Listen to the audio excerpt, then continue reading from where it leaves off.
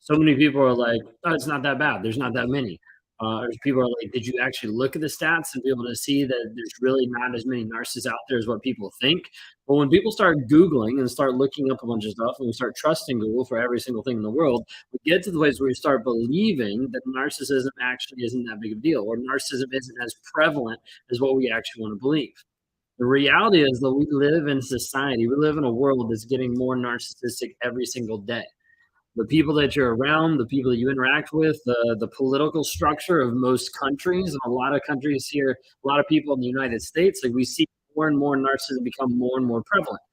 And it's only going to get worse because the family structure has broken down in the majority of families, the majority of cultures out there, where they actually don't actually teach the kids to be adults, to actually show up in a positive way, to be able to show up and be able to process guilt and shame.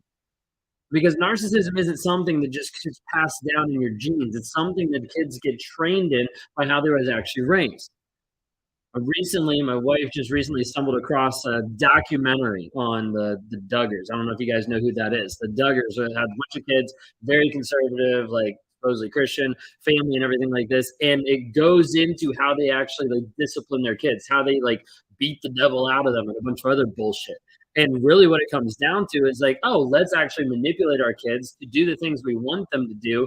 And it's in a very destructive, narcissistic way. And we see this happen. And what's happened is families have started to either be very conservative on the realm of like, let me control every single aspect, or very let the kids do whatever they want. And then we wonder why we're developing more narcissists. Guys, it's only going to get worse because the families are breaking down. The families are full of people that actually don't want to stand up for things that are right and don't want to stand up for things that they know to be true, don't want to actually help their kids learn how to embrace their emotions and work through it in a positive way. Instead, it's like, no, stop inconveniencing me. Stop looking this way. Stop acting this way. Stop being this way. Like I grew up in this type of culture environment where you needed to conform, you needed to be a certain way. You see this in a lot of Christianity. I did a couple of videos on YouTube talking about toxic Christianity. My wife kind of tuned me into this one thing that's going on with I just started off talking about like the Duggars thing of like going into like the documentary, exposing different things about that.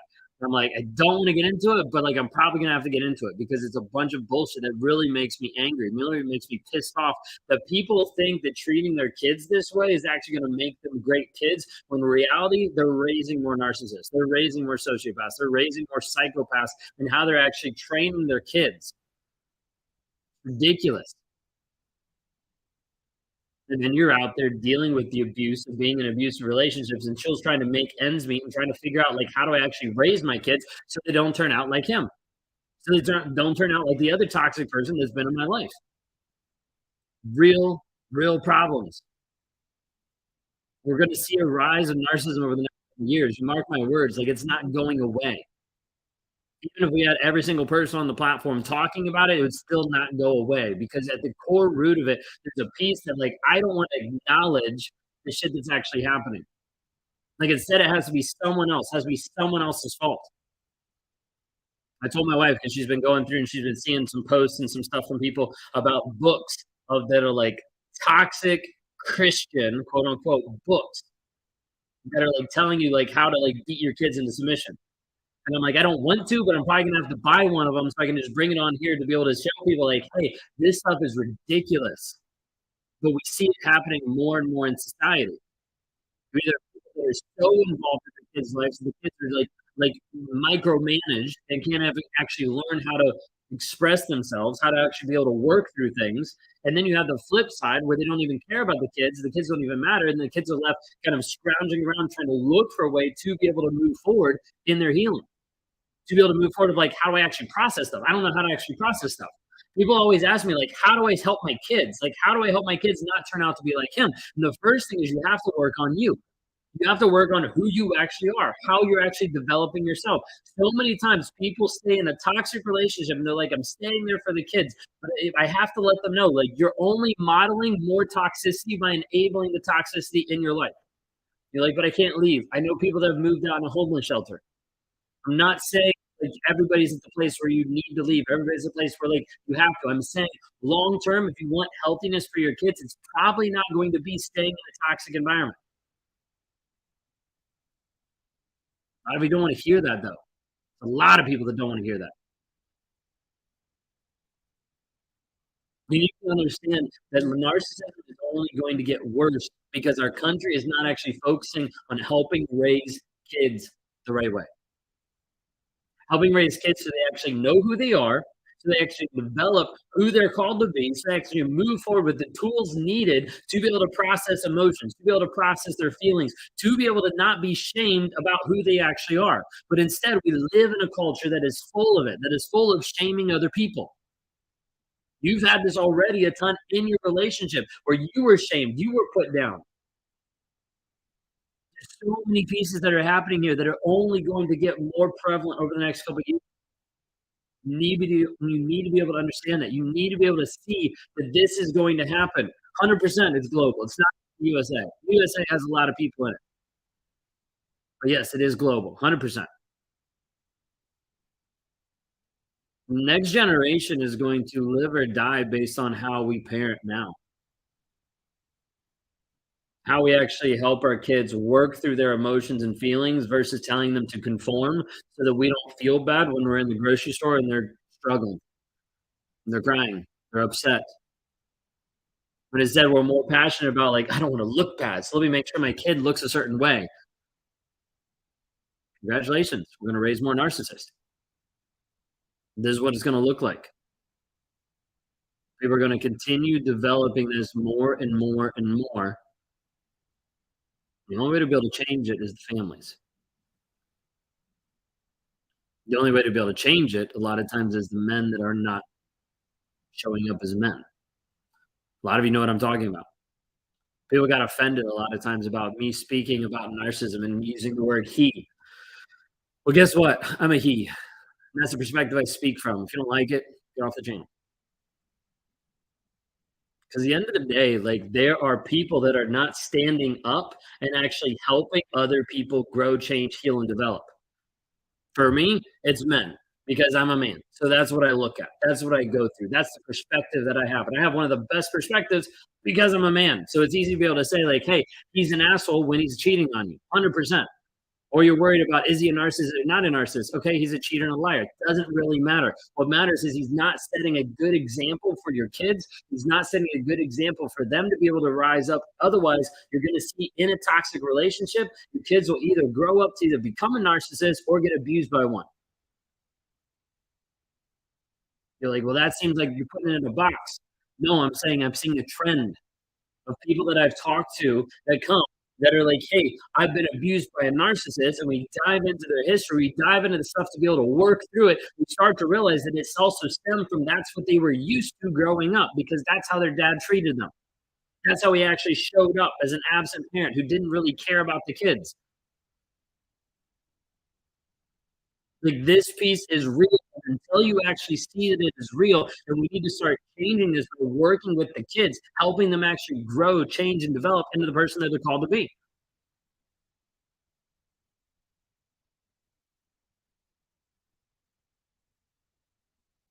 My ex's brothers and sisters sweep it all under the rug. Yeah, they don't acknowledge that it's there. That was literally always becoming narcissists or getting abused by one, 100%. My mother's a diagnosed narcissist, so it does kind of make sense. Yeah, a lot of times you will see a trend of getting into it because it feels normal. If you've been in a family that has raised you and one of the parents was toxic, okay, yes, there's a lot of them that are women as far as like, oh, my mom was a narcissist. 100% get that, okay? There's also a lot of men, so we're just putting it all out there, okay? But when it comes down to it, you get raised in a household with a toxic parent, you're more inclined to get with a narcissist down the road, to get with another toxic person because it feels normal. You're like, oh, I got used to having to parent my parents. I got used to having to, be careful of their emotions, of their feelings. So as a result, when I get to the next relationship, it feels normal. I'm used to holding your feelings. I'm used to taking care of your emotions. I'm used to walking around on eggshells to make sure that you're not offended by the bullshit that you're doing. Like you need to be able to understand, like when you put your kids in a situation like this, I'm not saying that you started off this way. I'm saying now you understand when they're in a situation like this, an absent father is better than a toxic one.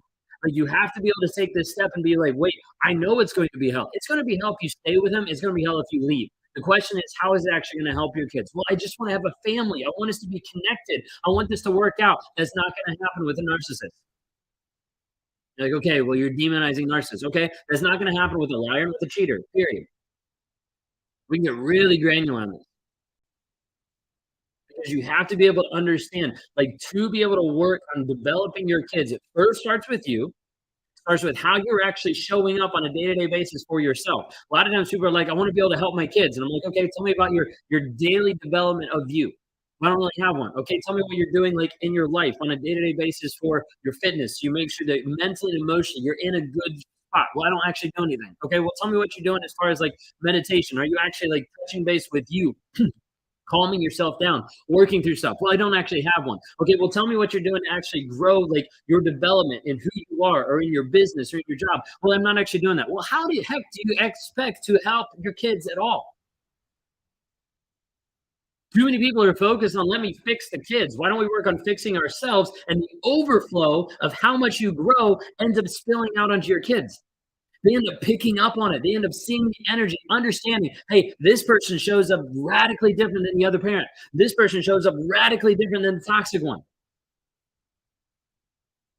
Being able to work through this and stand as a powerful person saying, hey, I have freedom. I'm not tied to this toxic person, and you don't have to be tied to them either. Until we actually work on the healing that needs to happen in your own life, it's not going to be prevalent in your kids because they're not going to see it modeled. More of your kids learn stuff. Edmund uses the phrase, kids, the stuff that kids learn is more caught than taught. They pick up on things. They start to realize different pieces. You have to understand, like, they pick up on so much. Our daughter picks up on energy, tones, super quick. The reason why I think she does that is because early on, when she was young, I wasn't showing up as a man. I was showing up as an abuser, emotionally, and like showing up in a way that was messing with my wife and showing an example to my daughter. So now I have to work on going the opposite way, actually working on helping her be able to process her emotions, be able to develop that. That's not easy. That's not easy for me, a narcissist, especially not easy for other people either. Like to be able to help kids and be able to sit in a place where like they're distraught, where they're frustrated. Give you a perfect example. We were at where were we? We were out and about. I forget what it was. We were out and about at some shops. Okay, like lots of people, and she's walking on the curb. Okay, she's walking on the curb, she's having a great old time, and then she trips. She falls off the curb, she skims her knee. Okay, really small, really little, nothing big. Okay, she skims her knee, she's sitting there, she's crying because of me. Then she starts seeing people noticing her. Then she starts to cry even more, can't get her to calm down. She's like frustrated. Okay, and at this point, you see all these people like they're starting to look at you, all this kind of stuff. So I pick her up and we like walk around the corner. There's a bench around the corner. Still, well, like a major like people coming in and out, coming in and out. And we sat there for like 20 minutes, and all I did was hold space. We did. Sat there and held space while she cried, while she screamed, while she got frustrated because she didn't like how she felt in that moment. Letting her know that she's safe, letting her know that I was there when she was ready to talk, and sitting there and watching parents or other people just walk by piece, sometimes giving me the evil eye. And I'm like, I don't really care because I'm not sitting here on this bench for your approval. 3 years ago, 100%, I'd be like, shut up, kid, because I don't look bad. See the difference? But for me, I'm like, I don't really care anymore because my focus is how do I actually hold space for her to be the person that she is right now? She's freaking 4. She's not meant to just conform like that because she hasn't had like the time to be able to work on her emotions. The majority of the time, it's not the kids that need to work on their emotions, it's the parents that can't even handle the kids' emotions. Like, you have to be able to understand to be able to combat narcissism and, like, where it's actually going as a society, as a generation, as a world, it starts in the home. It starts with you. What are you gonna do today to develop yourself? What are you going to do today to help yourself move forward in the healing process? Some of you guys are already farther down the road in the healing process. Some of you guys don't even know where to start. Some of you are just there being like, I'm just trying to hold on. Totally get that. But the choice is for you to move forward, to develop, to become the person that you're called to be. If you want to interact with me one on one, if you want to talk, if you want to walk through some of the stuff that you're dealing with, how to break the trauma and how to move forward, reach out. You can go to rawmotivations.com.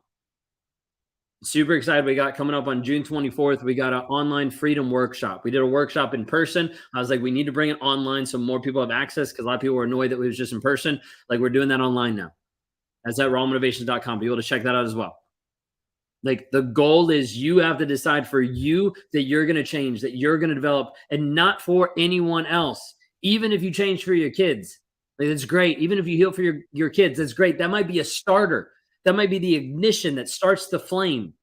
But then it has to switch to you. It has to switch to you being confident, stepping into a place of like clarity and certainty, understanding who you are. Because a lot of that is stripped away. A lot of that is taken away when you're with a toxic person, when you're with a narcissist. 2 of my 3 kids blocked their dad. Am I wrong for supporting them? No, not at all. If they're toxic, block them. Okay. I got to jump off because I have a meeting. I just realized what time it was. Thank you all so much for being here. If you guys want to interact one on one, go to rawmotivations.com. If you're interested in the Freedom Workshop, go to Raw Motivations. Is there as well. I'm not going to list out the whole website because that'll get confusing. Would love to talk to you guys. Love to help you guys however I can. Okay. The Freedom Workshop is June 24th from 12 p.m. to 4 p.m. Look forward to seeing you guys there. And then feel free to reach out anytime, rawmotivation.com, or just shoot me a message. Whatever works. I got to jump off because I realize what time it was. Y'all have a blessed day.